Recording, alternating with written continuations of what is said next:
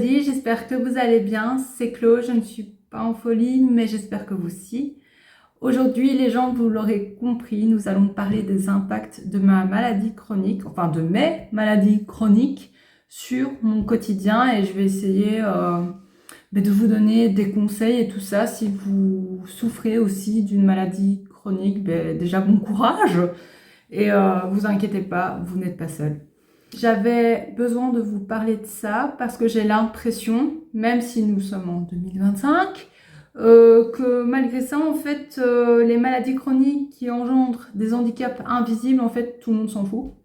Et c'est pas parce qu'ils sont invisibles qu'ils n'existent pas, hein, ça je l'ai déjà dit. Donc voilà, et c'est pour ça que j'avais besoin de faire une vidéo et surtout parce que la fin d'année 2024 a été très compliquée. Je vous ai dit que je vous expliquerai dans une vidéo précédente, mais voilà, c'est la vidéo où je vais tout expliquer. Depuis octobre, en fait, je n'ai plus droit aux indemnités de la mutuelle. Ce qui fait que je n'ai plus de salaire, enfin de revenus du moins. Et du coup, ça déjà, c'est compliqué. En plus de ça, la reconnaissance d'handicap, elle m'a été refusée. Alors qu'il y a... c'était il y a combien d'années? Attendez, c'était en 2023. En 2023, elle avait été acceptée. Les maladies chroniques, elles disparaissent pas comme ça, hein, en un claquement de doigts. Elles disparaissent pas d'ailleurs, pas du tout. Et donc là, ils m'ont refusé ma reconnaissance d'handicap. Là, j'ai demandé un réexamen et tout ça, de me faire examiner par le médecin du SPF, mais je n'ai pas encore eu de réponse. Du coup, en fait, je me retrouve sans rien. Le CPAS, c'est mort parce que, soi-disant, j'ai trop d'épargne. Ben oui, ben excusez-moi, ben je suis prévoyante, c'est tout, en fait. Donc, en gros, je me verse un salaire tous les mois et du coup, je dilapide mon épargne. Voilà. Et du coup, ce qui fait déjà ça, ça a un énorme impact sur moi, sur mon moral, parce que je me dis, mais à quoi je sers en fait, très concrètement, financièrement parlant, j'entends. Et du coup, je suis là en mode, ouais, faudrait peut-être que je retravaille et tout ça. Et le problème, c'est que je l'ai déjà expliqué, je pense, suffisamment de fois. En fait, moi, je veux bien travailler, c'est pas ça le problème. Hein, je suis capable de travailler intellectuellement. Mais physiquement, ça suit pas en fait. Donc moi je veux bien travailler, mais bon ça veut durer quoi? Une semaine? Oh, peut-être deux, aller voir un mois si j'ai de la chance. Et après en fait c'est le bazar comme d'habitude. Donc à quoi ça sert que je me mette dans une situation pareille, un état pareil, parce que perdre un job, ne pas savoir aller au travail alors que tu viens de commencer, croyez-moi c'est très angoissant, c'est très stressant. Et ça a vraiment un encore plus mauvais impact sur ma confiance en moi et tout ça. Donc pourquoi est-ce que je ferais ça? Tout simplement. Donc déjà il y a ça, mais en plus, parce que évidemment ça ne s'arrête pas là, c'était déjà pas mal, hein, mais ça ne s'arrête pas là. Je vous avais dit qu'il y avait des travaux qui devaient être faits en mi-septembre, à peu près. Ils n'ont jamais été terminés. Donc en fait là, on est face un abandon de chantier plus des malfaçons. Là, à l'heure où je vous parle, dans la pièce où je vous parle, c'est-à-dire mon bureau, il y a des moisissures, là, hein, des infiltrations d'eau, parce que le toit a été mal fait, n'a pas été terminé, n'a pas été fait correctement. Donc là, on va aller voir un avocat. Hein. Écoutez, à un moment donné, on ne sait plus rien faire. On a essayé hein, avec le type, mais bon, il veut pas venir, qu'il vienne pas. Mais bon, ce sera pour sa pomme, hein. On va pas rester comme ça, donc ça va pas la tête. Donc moi, je suis atteinte d'un syndrome de Sjögren. J'en parle d'abord parce que c'est plutôt celui-là qui est assez embêtant pour l'instant. Ça, c'est une maladie qui est quand même inflammatoire, elle est auto-immune, ce qui fait que là, je suis tout le temps en fatigue chronique. Donc me lever à 8 heures, impossible. Mais vraiment, je ne mens pas, hein. Je n'arrive pas. Hier, je me suis réveillée à 10h30. Donc, donc voilà, même moi, ça m'étonne un petit peu. Il y a ça. Il y a le fait que, en plus, j'ai une complication qui est la maladie de Raynaud. Je pense que vous voyez, ma main, elle est bleue. Ouais, je rigole, mais en fait, ça me fait pas rire. Et puis, les douleurs articulaires, mais les gens, mais c'est horrible ces temps-ci. C'est tout ça il y a un jour, je me suis réveillée, j'avais toute ma cervicale ici bloquée, tellement que en fait, ça continuait dans mon bras droit. Je suis droitière, je ne savais plus le lever. Et aussi, ben, le jour de l'an, oui, parce que moi je commence toujours bien l'année, hein, faut le savoir, ben, je me suis chopé des douleurs articulaires dans la main droite, poignet droit. Et en fait, je savais même plus ouvrir une bouteille d'eau. Voilà où on était. J'avais du mal à couper enfin, ce qu'on mangeait, c'était extrêmement compliqué. Donc voilà, et il y a aussi tout ce qui est sécheresse oculaire au niveau des muqueuses de la bouche. Je suis assoiffée, mais assoiffée tout le temps. Genre du coup, je bois du thé tous les soirs, moi je bois du thé, hein, je peux pas faire autrement et tout, et les yeux ça me fait mal, je fatigue et tout. En fait, ça rajoute de la fatigue là où il y en avait déjà. Il y a ça, et puis il y a le système immunitaire qui est hyper défaillant. En plus de ça, couplé à cette maladie-là, j'ai le déficit en prolidase. Ben, qu'est-ce que c'est? C'est tout simplement une maladie qui va impacter les membres inférieurs du corps. Donc à savoir que j'ai des plaies au niveau des pieds pour l'instant, mais bon, c'est déjà remonté jusque mi-mollet, hein, donc et ça c'est pas terrible, hein. Moi qui adore mettre des jeans, je faisais pas la fière. Ben il y a ça. Est-ce qu'il y a un autre effet? Ben oui, ma peau c'est n'importe quoi. Genre les changements de température, ben, un peu comme maintenant, il fait très très froid, ben ça me fait mal. Alors que là, je peux vous dire que j'ai des chaussettes, j'ai mes bandages, des chaussettes, plus mes pantoufles chaudes d'hiver. Donc, ben, j'ai froid aux pieds. J'ai froid aux pieds et aux mains. Je pense que ça se voit. Alors que j'ai mis le radiateur juste avant. Donc voilà, évidemment, couplé à ça, ben, il y a aussi cette fatigue chronique, il y a aussi ce système immunitaire défaillant.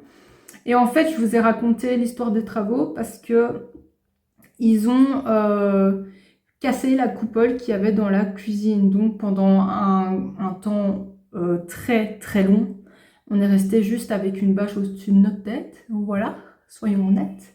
Et là, ma mère a eu la bonne idée d'acheter des panneaux isolants qu'elle a mis à l'intérieur, qu'elle a vraiment bien scotché avec du scotch résistant, waterproof, enfin bref. Donc là, on a beaucoup moins cette sensation de froid, mais du coup, on a délapidé tout du bois et tout ça. Parce qu'en fait, en vrai, ici, il n'y a pas de chauffage, si vous voulez. C'est juste un poêle à charbon. On va mettre un poêle à pellet, mais bon, avec les travaux, ben, on a attendu, hein, comme des débiles, soyons honnêtes, mais bon.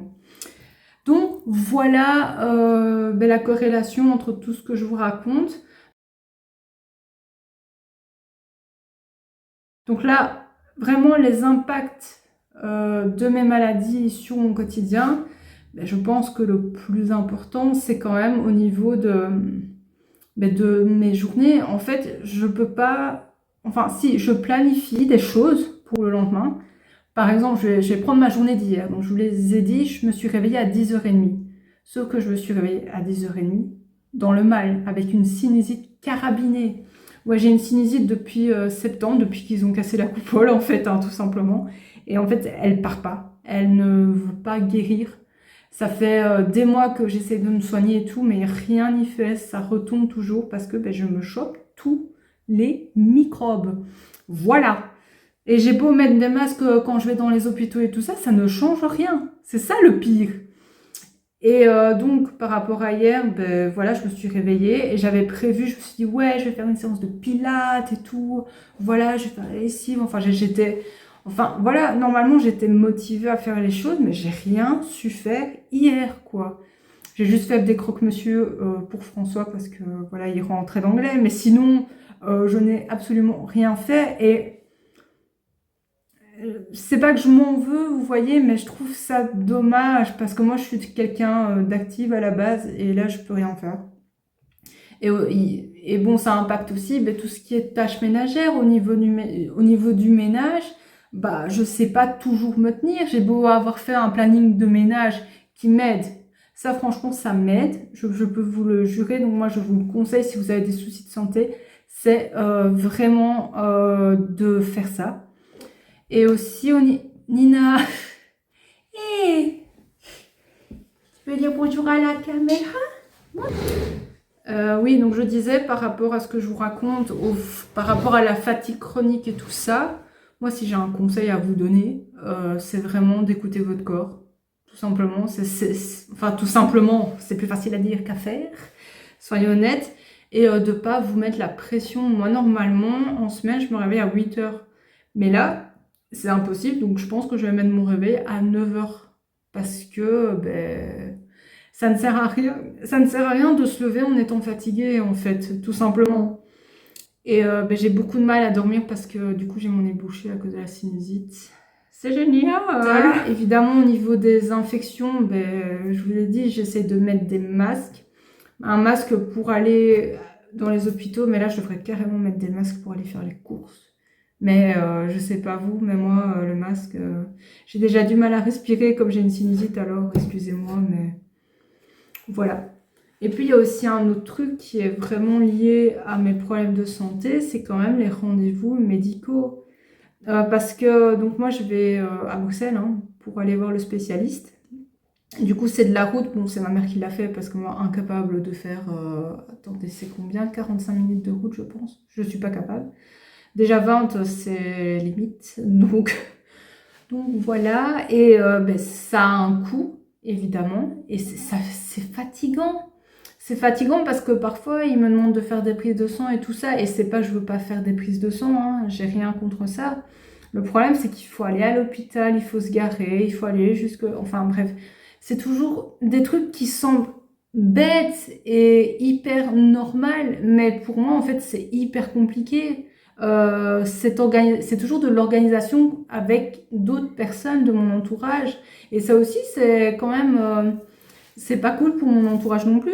Enfin, ils le font avec énormément de bienveillance et sans rien demander en retour, hein, mais parfois, j'avoue, ça me gêne un peu parce que je me dis, ben, ils font tout ça pour moi et moi, qu'est-ce que je fais pour eux? C'est un peu comme ça parce que moi, je suis toujours à vouloir rendre l'appareil, mais là, je peux pas.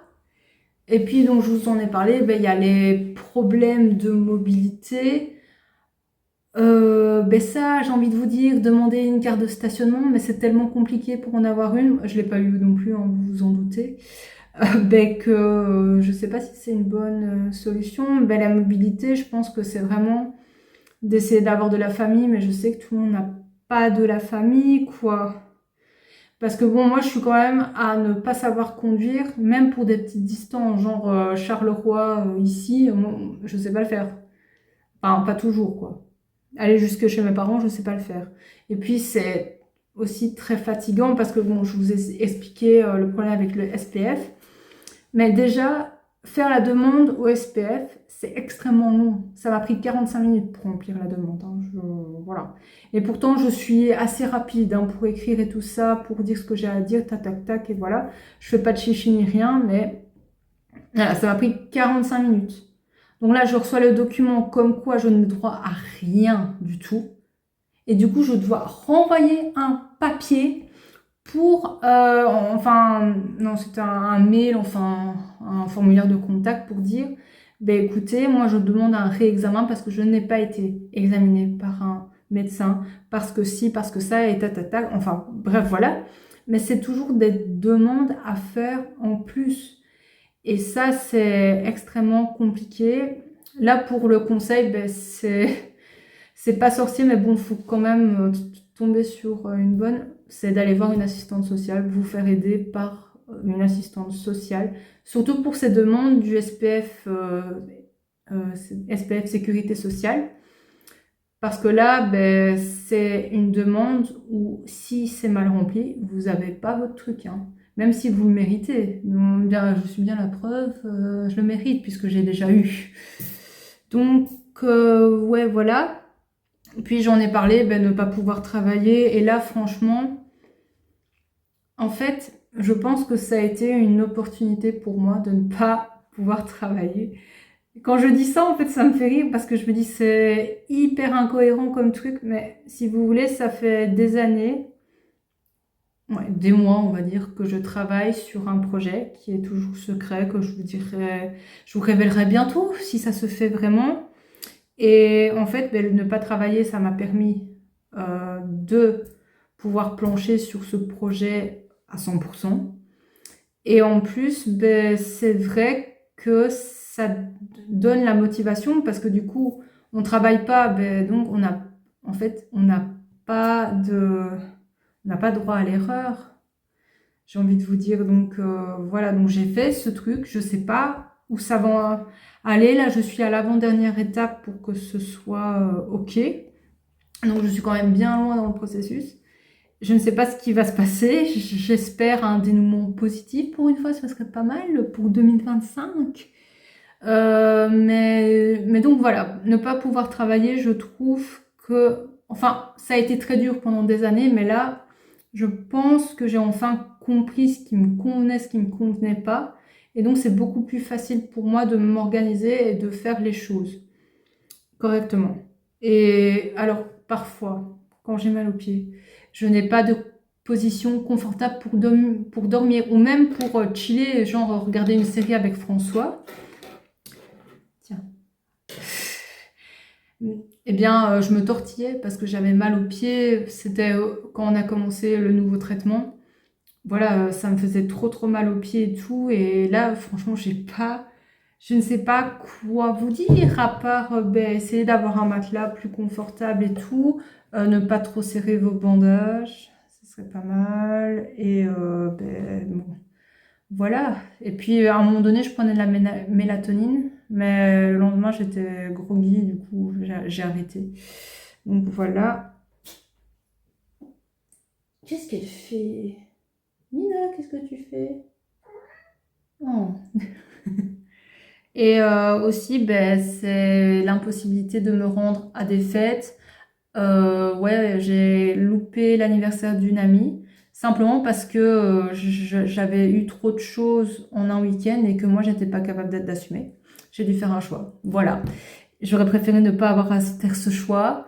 Une fois, enfin, il y avait les fêtes pendant les vacances, il y avait des ducasses et tout ça, il y avait un karaoké. Sauf que je suis tombée malade la veille, du coup, j'ai pas pu y aller non plus. Voilà! Oui, oui, je vais revenir un peu sur les tâches ménagères.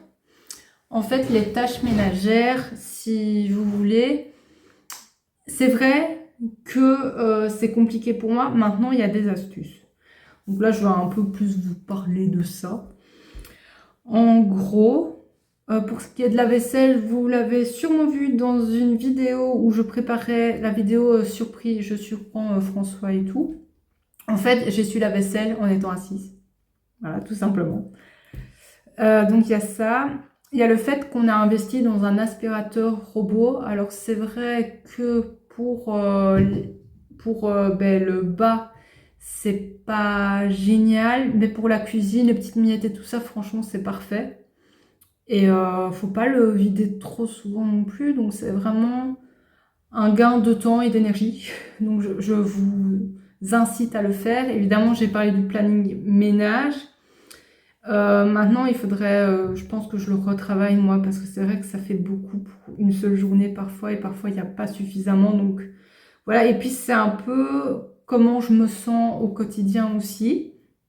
Et puis, ben, la solution la plus facile mais la plus coûteuse, c'est de prendre une aide ménagère, tout simplement. Voilà, c'est ce qu'on était censé faire. Ça, ma mère, elle nous a toujours dit qu'elle nous offrirait ces services-là, parce qu'elle veut pas qu'on se prenne la tête avec les tâches ménagères comme elle a pu se prendre la tête avec ça. Donc voilà. Ouais, voilà.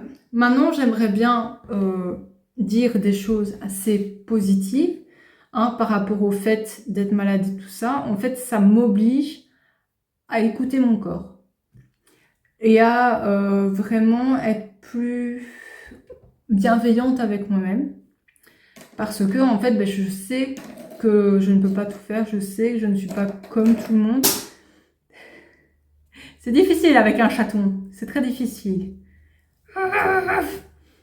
Vilaine fille, allez. Ah, qu'est-ce que tu fais, bébé? Ah oui, elle a bien grandi, hein, la minouchette. Donc voilà, et c'est vrai qu'avec Nina, c'est parfois compliqué de jouer avec elle aussi, parce que ben, moi, je ne suis pas trop bien, donc c'est très compliqué. Du coup, on lui a acheté un jouet, je pense que vous connaissez, avec des boules qui tournent. Du coup, c'est assez... Enfin, c'est un jouet individuel, elle n'a pas besoin de nous, on ne doit pas le lancer ni rien. Je joue avec mon mouchoir. Et elle a mis dans la poubelle. Bravo, Ninouche, c'est bien. Oui, je vérifie que j'ai rien oublié. Oui, j'avais fait juste petite chose. Voilà, donc les impacts de ma maladie, ils sont quand même assez nombreux et ça impacte pas mal de choses. Est-ce que j'oserais vous dire vraiment ce qui impacte aussi, hein, le fait de me laver, parfois c'est compliqué. Ouais, parce que bon, il y a à la limite, enfin moi, voilà comment je fonctionne, comme je ne veux pas rester trop dans l'eau du bain, parce que moi je préfère les bains, c'est plus confortable pour moi et j'ai moins froid, soyons honnêtes. Eh bien, je me lave les cheveux au bord de la baignoire. Du coup, après, j'ai mal au cervical. Donc voilà, rien ne va, hein. C'est vraiment... ouais, c'est compliqué. Mais bon, je fais ce que je peux, hein, comme d'habitude. Voilà les gens, je pense avoir terminé et avoir donné mes meilleures astuces, hein. J'espère que ça vous aidera. N'hésitez pas à me dire en commentaire ce que vous avez pensé de cette vidéo, de ce spot. Si vous préférez ce spot-ci ou plutôt quand je suis sur, enfin, sur la table à manger. En bas, moi je vous retrouve prochainement pour une nouvelle vidéo. Mais en attendant, je vous dis... Bisous, à la prochaine!